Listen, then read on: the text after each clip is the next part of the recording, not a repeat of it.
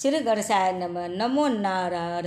हर छठ 2023 में 5 सितंबर दिन मंगलवार तिथि के भाद्रपद मास के कृष्ण पक्ष की छठी को मनाया जाएगा, जिसे हर छठ व्रत के नाम से भी जाना जाता है। इस दिन महिलाएं अपने सुहाग की लंबी आयु और समृद्धि के लिए पूजा करती हैं और अपने बच्चे के लिए भी, संतान की सुख सुविधा के लिए और लंबी आयु के लिए भी व्रत रखती हैं और पूजा करती हैं, जिसे तीज हल छठी कहा जाता है।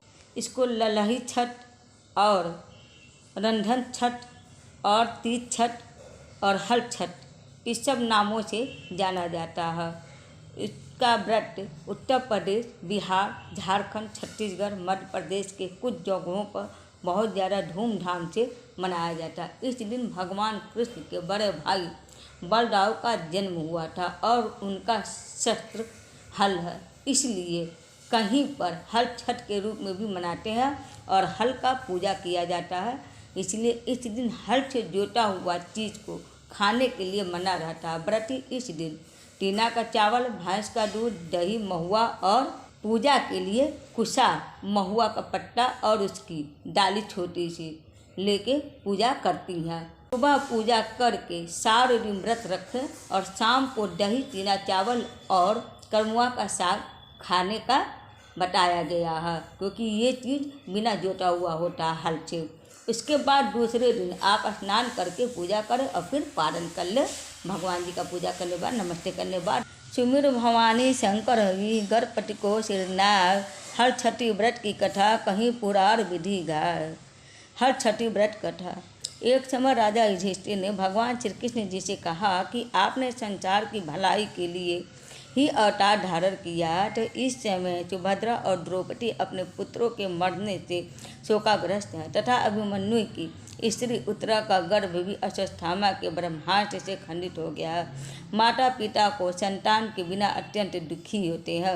अतः हे प्रभु, आप कोई ऐसा व्रत, दान अथवा उपाय बताएं जिससे कि माता पिता संतान शोक से दुखी ना हो और उत्तम दीर्घायु तथा स्वस्थ संतान उत्पन्न हो। ये सुनकर भगवान श्री कृष्ण जी कहने लगे, हे राजन, मैं तुमको एक व्रत बतलाता हूँ जिसको नियम पूर्वक करने से खंडित गर्भ भी जीवन पा जाता है तथा संतान दुखी नहीं होती है। युधिष्ठिर के पूछने पर भगवान श्री कृष्ण जी ने कहा कि प्राचीन काल में सुभद्र नाम का एक प्रसिद्ध राजा रहता था।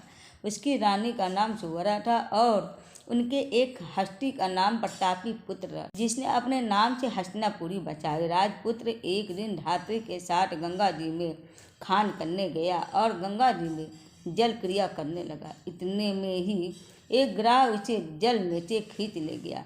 यह सुनकर रानी सुभद्रा बहुत दुखी और क्रोध में उसने धात्री के पुत्र को धधकती अग्नि में डाल दिया। तदनंतर राजा और रानी अपने अपने प्राण त्यागने को तैयार हो गए। वह धात्री भी अपने पुत्र शोक में किसी निर्जन वन में चली गई। वह धात्री वहाँ एक सुनसान मंदिर में शिव, पार्वती तथा गणेश जी की पूजा करने लगी। प्रतिदिन पूजन व ध्यान करके वह त्रिध्यान तथा महुआ खाया करती थी। भगवान बोले कि हे राजा युधिष्ठिर, इस प्रकार व्रत करते हुए उसके प्रताप से भाद्रपद मास के कृष्ण पक्ष की ही दिन नगर में एक अद्भुत दर्शन हुआ कि एकाएक धात्री का पुत्र अग्नि में से जीवित निकल आया। राजा रानी ने भी उस धात्री के पुत्र को अग्नि में से निकलते हुए देखा, जिससे उनको बड़ा आश्चर्य हुआ। उन्होंने पंडितों से उसके जीवित बचे रहने की कारण पूछा। इसका रहस्य बताने के लिए शिव जी की आज्ञा से दुर्वासा ऋषि जी वहाँ आए।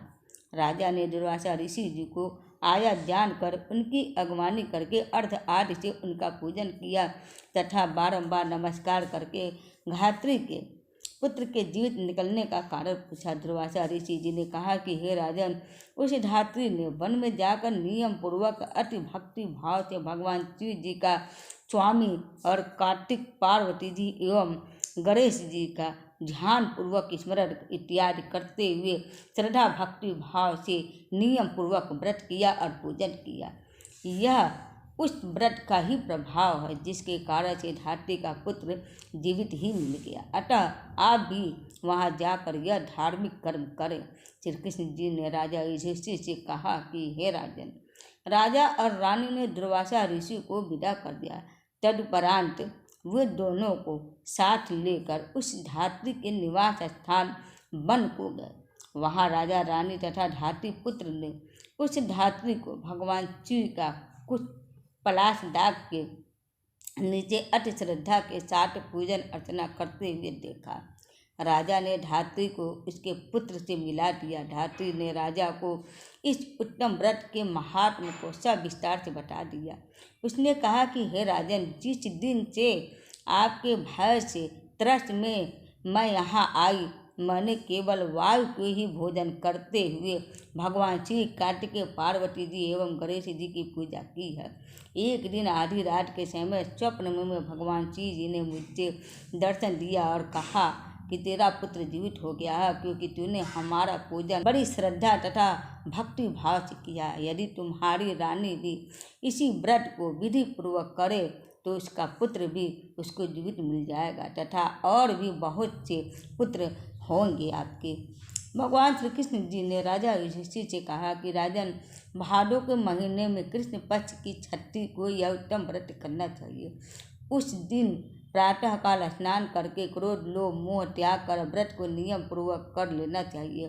तक व्रती रहे, किसी जीव की भी हिंसा न करे, व्रत संपूर्ण करने के लिए चींटी आदि का मार्ग भी उल्लंघन न करे तथा दोपहर के समय मित्रों सहित पलाश डाक तथा कुशा के नीचे भगवान शिव, पार्वती, स्वामी कार्तिकेय तथा गणेश जी की मूर्ति स्थापित करके धूप, दीप, नैवेद्य आदि से विनम्र भक्ति भाव से पूजा करे और प्रार्थना करे कि हे स्वामी मूर्ति, पंचमुख, शूलधारी, नंदी, श्रृंगी, महाकाय आदि गणों से युक्त आप भगवान शिव को मैं साष्टांग नमस्कार करता हूँ। श्री हरकांता प्रकृति श्रेष्ठ हेतु सौभाग्यदायिनी गौरी और माता पार्वती को मैं नमस्कार करता हूँ। हे मयूरवाहन, हे क्रोध के पर्वत को विदित करने वाले कुमार विशाख और स्कंद, आप स्वामी कार्तिकेय को बारंबार नमस्कार करता हूँ। फिर एक दंत गणेश जी की अभ्यर्थना करें कि हे प्रभु मूषक वाहन लंबोदर, आपको साष्टांग प्रणाम। इस प्रकार से इन चारों देवताओं की भली प्रकार पूजा करे। फिर ब्राह्मणों सहित गाजे बाजे से अपने घर को जावे। उस दिन चमों के चावल का भोजन करे और दही, दूध, घी तथा मट्ठा विशेष रूप से खाए। श्री कृष्ण जी ने कहा कि हे राजन, जो स्त्री पुरुष इस व्रत को विधि से करते हैं और वह पुत्र और पुत्रवान होकर सुखी होता है। धात्री की ऐसी बात सुनकर राजा रानी ने विधि पूर्वक इस व्रत को किया, जिसके प्रताप से वह राजपुत्र शीघ्र ही ग्राह के गले से निकलकर बोलने लगा। यह चमत्कार देखकर राजा रानी ने भगवान शिव के चरणों में नमस्कार किया और इस व्रत के प्रभाव से राजा को और भी कई आयुष्मान पुत्र प्राप्त हुए तथा राज्य में अनावृष्टि, महामारी, दुर्भिक्ष आदि के उपद्रव दूर हो गए और राजा अनेक वर्षों तक निर्विघ्न राज्य करते रहे। श्री शिव भगवान जी ने कहा, हे युधिष्ठिर, यदि उत्तरा भी यह व्रत नियम पूर्वक करे तो उसके सब दुख दूर हो जाएंगे। भगवान के ऐसे वचन सुनकर राजा युधिष्ठिर कृतकृत्य हो गया और अश्वत्थामा द्वारा खंडित किया हुआ उत्तरा का गर्भ इस व्रत के प्रभाव से जीवित हो गया। इस व्रत के करने से वंश स्थिर होता है और इस प्रसंग को भगवान श्री कृष्ण जी ने राजा युधिष्ठिर से कहा तथा दुर्वासा ऋषि ने राजा सुभद्र से कहा कि हे राजन, इस व्रत को करने से उपरांत फिर उसका शास्त्रोक्त रीति से उद्यापन करें। हर छठी व्रत का उद्यापन में सुअर, महिषी, गौ और वस्त्र ब्राह्मणों को दान में दे। सोने तथा चांदी की मूर्ति बनाकर वेद पाठी ब्राह्मणों सहित उनका पूजन करें।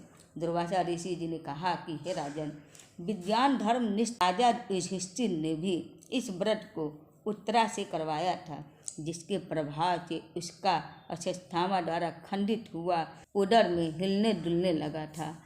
तब वहीं गर्भ राजा परीक्षित के रूप में प्रकट हुआ। जो कोई मनुष्य यह उत्तम व्रत करता है, इसके सब कार्य सिद्ध होते हैं, पुत्र पौत्रों की प्राप्ति होती है तथा शिवलोक में उसकी पूजा होती है।